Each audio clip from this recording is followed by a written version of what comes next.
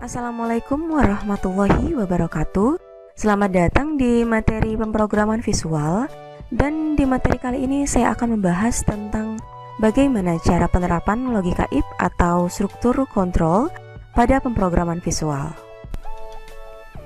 Oke, nah sekarang kita akan membuat studi kasus yang kedua. Jadi di studi kasus yang kedua kita akan menerapkan aplikasi pengolahan data barang. Jadi apa saja yang diperlukan? Kita akan membuat nama barang, harga, jumlah, dan kode barang. Dengan ketentuan nama barang saya menggunakan teks 1 untuk input, harga teks 2, jumlah teks 3, kode barang menggunakan combo box ya atau combo 1.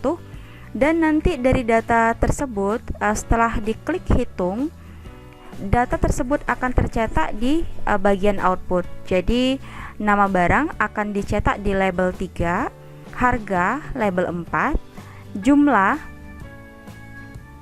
akan tercetak di label 5, kode barang akan tercetak di label 6, jenis barang dan diskon tergantung dengan kode barang yang dimasukkan. Jadi kode barang jika dipilih A, maka akan berpengaruh dengan jenis barang tertentu dan diskonnya. Nah, termasuk untuk pilihan yang lain akan berpengaruh di jenis barang dan diskon. Dan yang terakhir harga bersih. Jadi harga bersih ini nanti ada perhitungannya dan akan dimasukkan di dalam teks 5. Jadi yang perlu dilihat di sini kita harus mengetahui untuk output.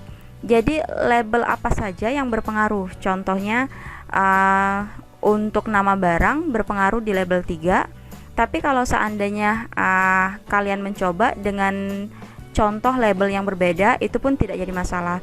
Jadi tinggal disesuaikan saja.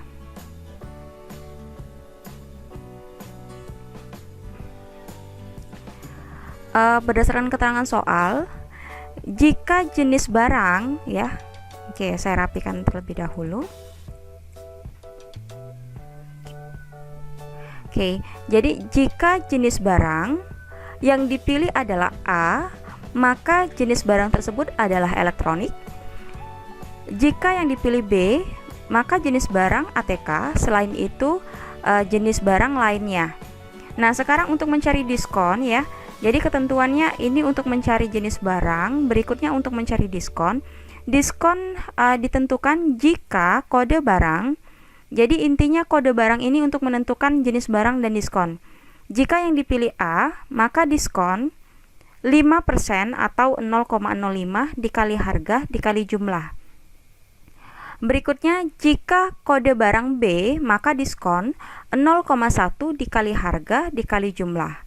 Selain itu tidak mendapatkan diskon atau hasilnya adalah 0. Nah, sekarang dari dua contoh ini ya, untuk harga bersih kita menggunakan rumus yang biasa, jadi tidak kita gunakan logika if. Nah, sekarang kita bahas dulu untuk fungsi dari logika if. Jadi ada struktur kontrol. Nah, secara umum untuk struktur kontrol atau yang biasanya kita gunakan logika if itu ada dua. Jadi yang pertama itu bisa dibagi dengan ketentuan if tunggal, yang kedua if ganda. Jadi if tunggal itu memiliki dua pernyataan ya, satu ekspresi dua pernyataan atau satu syarat dua pernyataan. Jadi ketentuannya dua pernyataan itu seperti apa? Misalnya laki-laki dan perempuan atau laki-laki perempuan. Terus baik buruk, suka tidak suka, atau intinya ada dua pilihan ya. Nah, sekarang untuk if ganda. Jadi if ganda merupakan kondisi if yang memiliki banyak ekspresi atau banyak syarat. Jadi intinya kalau dua pernyataan disebut dengan istilah if tunggal. Jadi kondisi struktur rumusnya if dan yang terakhir adalah else. Nah, sedangkan if ganda memiliki banyak syarat atau pernyataan lebih dari dua. Jadi ketentuannya adalah if, di tengah-tengah ada else if, dan yang terakhir adalah else.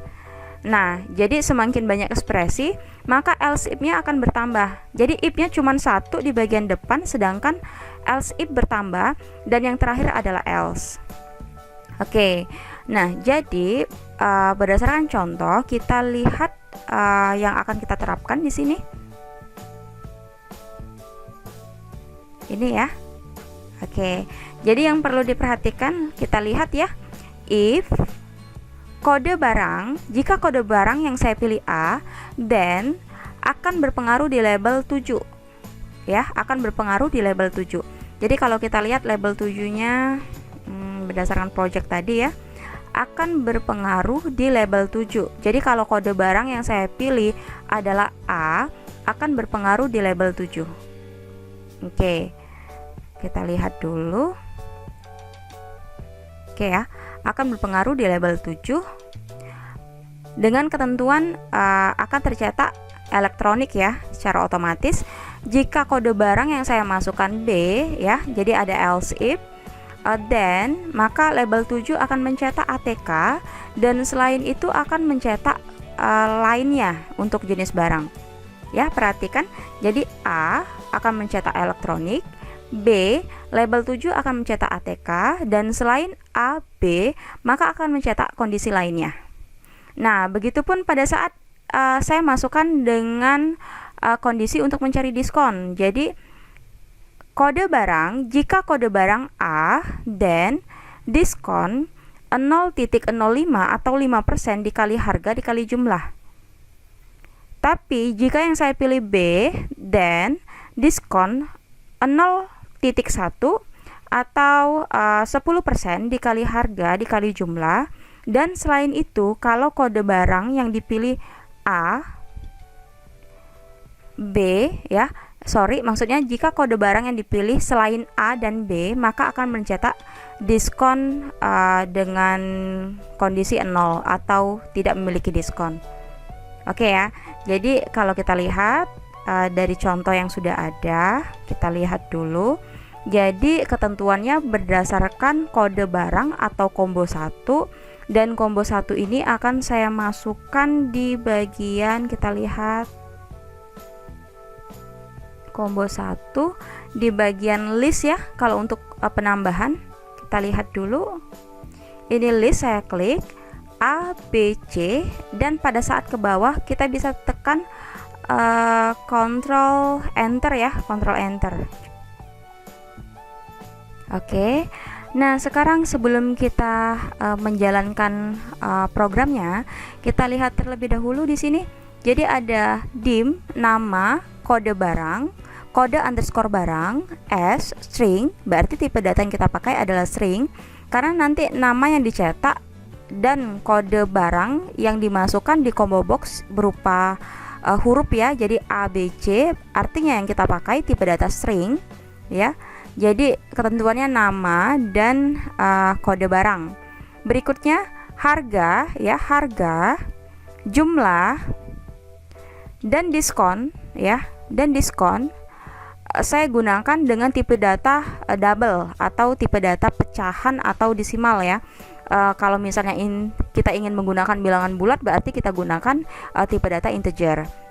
Nah, sekarang perhatikan nama ini sebagai input ya. Nama sebagai input kita gunakan teks 1, harga teks 2, jumlah kita gunakan teks 3, kode barang kita menggunakan combo 1. Jadi penulisannya seperti ini untuk input.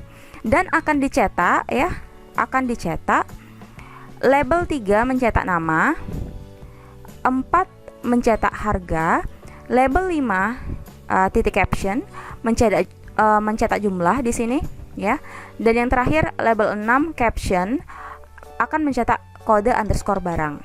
Oke, jadi ini input, ini output. Dan untuk label 8 titik caption ini untuk mencari diskon ya, tapi diskon ini kita gunakan logika if. Jadi saya jelaskan sampai sini dulu ya. Jadi ada input, ada output, terus berikutnya teks 5. Teks 5 ini berarti kondisi untuk mencetak, kita lihat ya, ini teks 5 untuk mencetak harga bersih. Jadi harga bersih itu dapatnya harga dikali jumlah dikurang diskon. Ya, rumusnya seperti ini.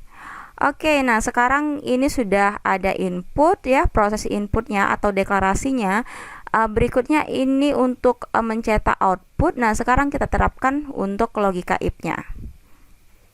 Jadi rumusnya saya masukkan ya. Oke. Jadi if KD underscore barang A akan berpengaruh di label 7 titik caption dengan pilihan elektronik. Berikutnya jika yang dipilih B, maka label 7 dengan pilihan ATK. Selain itu akan mencetak lainnya. Ya, kita lihat dulu ini untuk label 7. Jadi pada saat kode barang saya pilih, ya, kode barang saya pilih akan mencetak di label 7 dengan kondisi jenis barang ya. Dengan kondisi jenis barang yang dipilih akan menampilkan secara otomatis elektronik atau ATK atau lainnya. Oke, ini untuk jenis barang. Nah, berikutnya jika kode underscore barang, jadi sampai sini selesai ya if-nya. If, else if, dan yang terakhir else, dan kondisi and if ini untuk mengakhiri struktur if yang pertama. Nah, sekarang untuk if yang kedua untuk mencari diskon ya.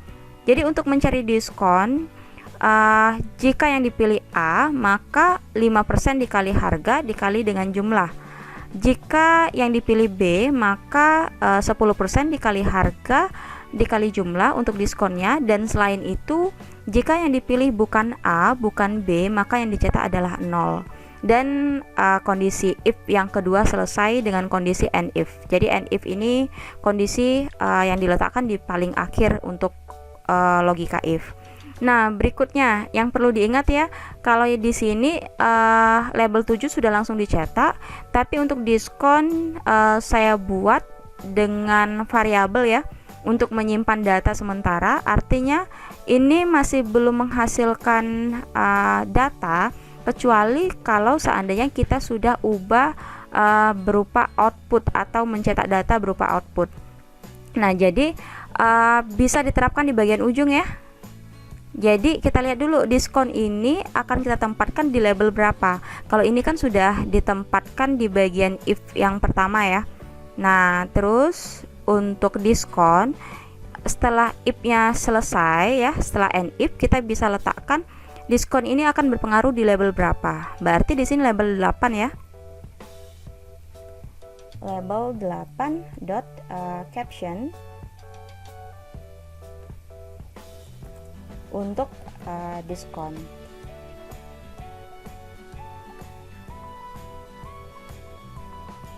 Oke, dan yang ini untuk rumus yang terakhir ya, untuk mencari harga bersih berpengaruh di teks 5, harga dikali jumlah dikurang diskon, perhitungan diskon di atas.